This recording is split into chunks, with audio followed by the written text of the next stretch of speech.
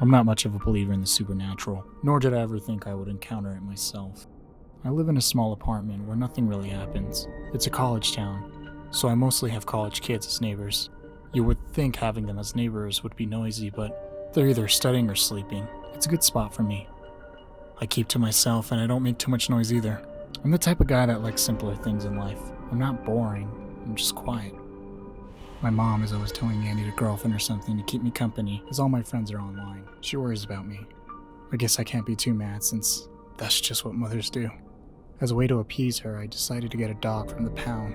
He's a small Jack Terrier and his name is Link after the popular Nintendo game. He's actually well tamed and doesn't bark often. I forgot to mention I have CCTV cameras around my apartment that connect to my phone. It would make sense that I have some cameras around since I have a really expensive computer I use, and I can always check it when I'm at work. A couple months go by and Link has adjusted well. One night, while gaming, I heard a couple footsteps rush upstairs. It was about 3 a.m., so I figured it was just some college kids coming up from a party. I was wrong.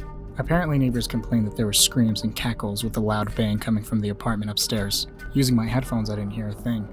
I kept to myself, but I was compelled to see what the commotion was about. I opened the door slightly, and I can see policemen's flashlights clear the room. Then, before I can just go back to my gaming, Link begins to growl and bark. He then runs out of my room and heads straight towards upstairs. Hey, Link, get over here, damn it! I chase after him to the upstairs floor and catch him. What I see next is straight out of a movie. A huge pentagram carved on the floor and candles lit everywhere. Next to the carving was a covered dead body. My heart drops. As superstitious as I am, this scared me to my core. A police officer sees me. Hey, this place is off limits. If you're trying to reach your floor, please use the elevators. I replied dumbfounded. Sorry, I was just trying to get my dog. He gives me a look as to say, yeah, right, you're just here for the show. He walks away and so do I. Don't look back. Don't look back. It was about 4 or 5 a.m. that night as I laid in bed. I know this since the sirens coming out of my bedroom finally stopped, but that's not what kept me up at night. Something felt ugly inside of me. It felt as if something heavy was weighing down on my chest. I didn't sleep all that night. My alarm went off my phone. It read, "Get your ass to work." I pull up and my coworker Sandra stops me. Whoa, you look like a dead dude. She sniffs. You smell like one too. Everything okay? I reply softly. My upstairs neighbor passed away last night. Her face changes almost immediately. Are you okay? I replied, walking away. Yeah, I'm fine. I didn't want to be rude, but I also didn't want to talk about it. Work was slow. At least it felt longer than usual. I grabbed my phone to see my CCTV cam. I opened my security app. I felt scared for some reason. I would soon realize why, as Link was barking in the corner. He's never done this. My eyes widen open and I start to choke up a little. It looked as if a dark shadow figure was in the corner of my room. Link continued to bark when, suddenly, all my food, pots and pans come crashing down. Link yelps, his tail between his legs, and scurries into my room. I click the other camera. Nothing. Damn. I grab my coat and leave. Before I can go to my doorstep, something stops me. I'm frozen in fear. Move, damn it. Move.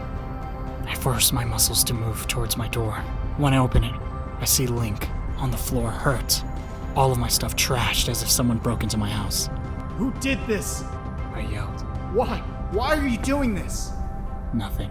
I quickly go to Link and rush into the hospital, leaving my door open. At the animal hospital, they told me he had a couple of bruises and scratches on him. They questioned me a little more and I reassured them that this was not my doing. I rented a room that night, and I contacted my leasing office telling them that I would be moving.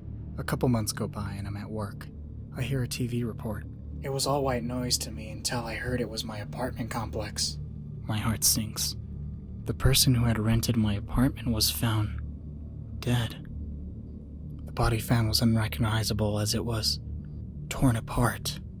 The cops on the news said when they entered the apartment the walls were plastered in blood, as if someone painted the walls red. That could have been me.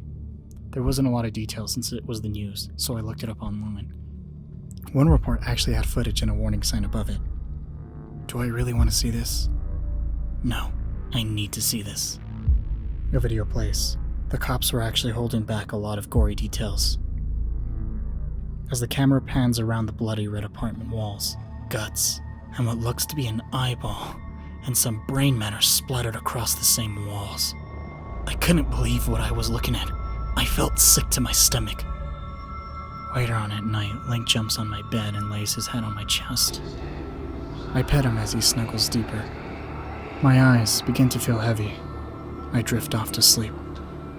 But before I can, Link's head and ears stand straight up.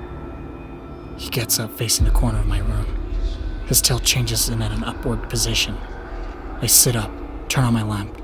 Link continues to growl. Those growls turn into barks. He becomes louder and louder. I look to my nightstand. I see my phone. I slowly grab and open up my camera app. There I am with Link. And a dark, shadowy figure standing right in front of him.